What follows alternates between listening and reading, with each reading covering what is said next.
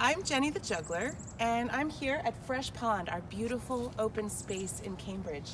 And I'm actually looking for chipmunks.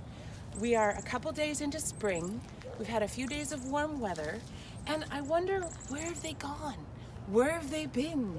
What have they been doing? And when are they coming back? So I thought I would call my friend Ranger Tim on this handy Ranger phone. Let's see if we can get him.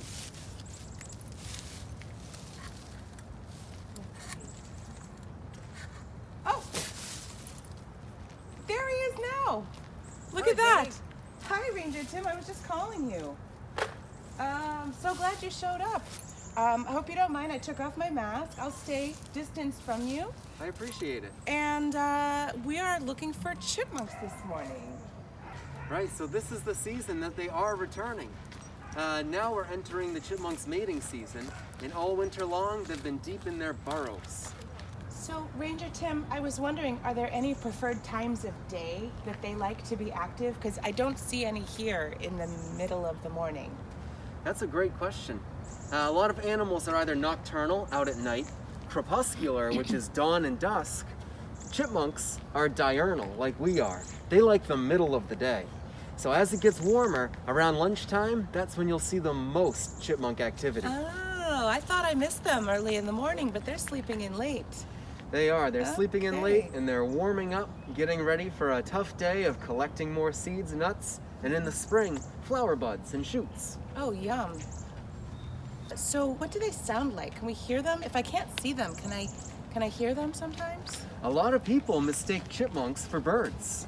They They'll sound be- like birds. They'll be up in the tree chirping almost. But as we call it, chipping, they make chips, chucks, and trills.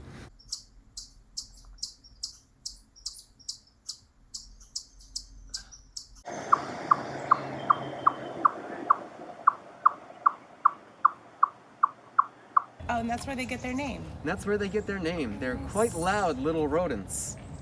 And what are they being loud about? So they use this as communication between chipmunks to describe different threats to them.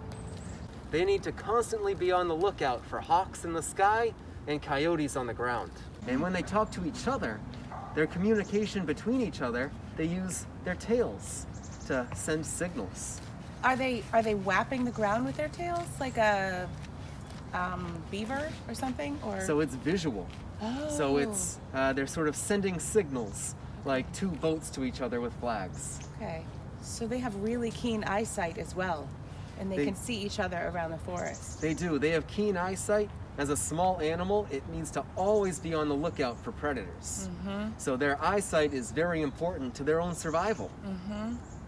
That's why they're running all the time. You only ever see them sprinting around. Right. Guess. And it's hard to Interesting. get close to a chipmunk. They're very cautious of things that are larger than them.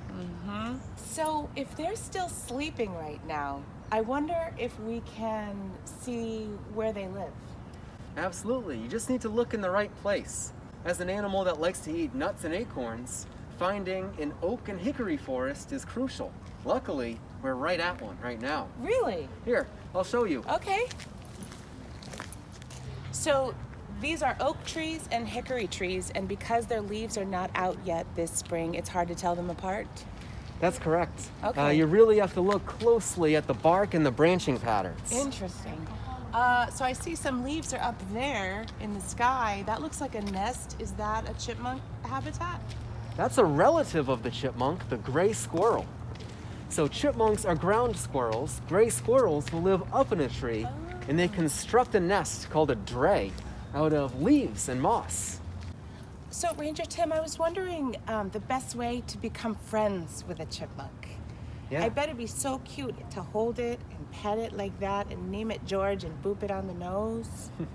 So they like to live in their families, so they're not too happy living with people. But the best way to help all wildlife is to foster good habitat.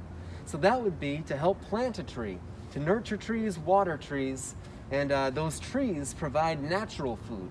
Right now, these chipmunks have more than enough food to survive each and every winter.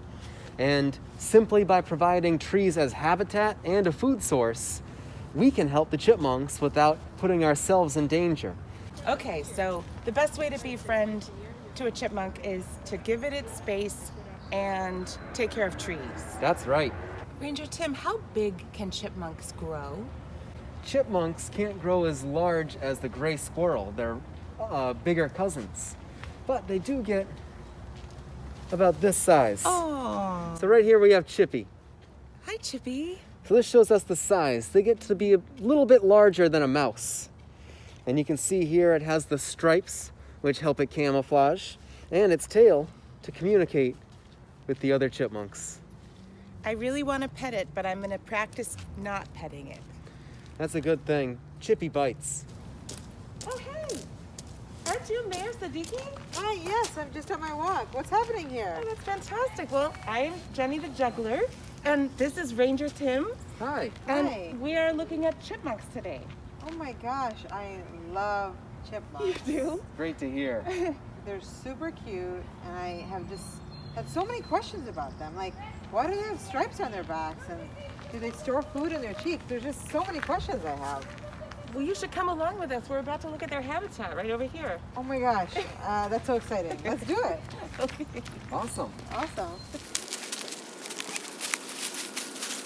All right, so what we can see here is an entrance to a burrow.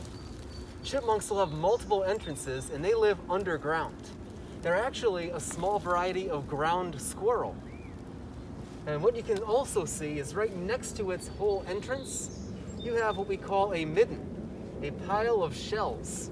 This is what's been keeping the chipmunks all alive during the winter. You may be familiar in the fall when chipmunks are running all over the place and they can fit up to 6 acorns in their mouth at the same time. Wow. As the trees drop the acorns, they need to hurry up, collect them, and bring them into their burrow because this is their food source all winter long. So they don't hibernate all winter long like a bear. They do sleep a lot, but after they sleep maybe more than half the day, then they'll wake up. They'll come out, they'll eat a nice acorn meal, they'll go to the bathroom, which they have a separate burrow room inside there. There are lots of little rooms where they keep their food, where they sleep, and where they go to the bathroom. And after having an acorn and going to the bathroom, they go back to sleep for another day. And that's how they wait out the winter where there's no other food sources around for them. Sounds like a good way to get through the pandemic. Yes, sure does. I had no idea they were so organized and had multiple houses inside of a tree. Not only do they have multiple houses, they have multiple rooms. entrances as well. So some of them are safety ways to escape from predators, and some are closer to food sources. So they integrate their home into a pre-existing tree. Not always. There's 2 ways that you can really see how a chipmunk's home looks. Either here, a small little burrow at the base of a tree, or as a freestanding hole about 2 to 3 inches in diameter. So they can just dig down and create their own burrow? That's right, they only dig down a few inches, and then all the burrow network is horizontal underneath the surface. Wow. And they don't harm the tree?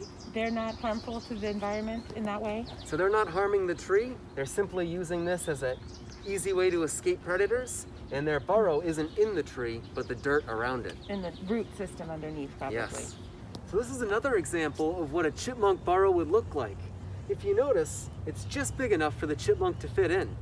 So it would only be about 2 to 3 inches across. You'll also notice that there's still not big piles of dirt on either side. This likely links up to the bigger network we saw earlier. Well, Ranger Tim, I just want to thank you so much for having us here. I feel so lucky we ran into the mayor and also that you took us into this special protected habitat so we could take a close look at the chipmunks' home for our friends who are viewing. I know never to do that on my own, but I feel really lucky we got to do that with you today. So thank you. I feel lucky I was able to share this with you, and hopefully everybody learned a little bit more about the wonderful animal that we have in Cambridge, the chipmunk. Definitely. It's so great to be out in the environment. We're so lucky in Cambridge to have such access to open space and water and have this natural environment for people to enjoy. It's truly amazing.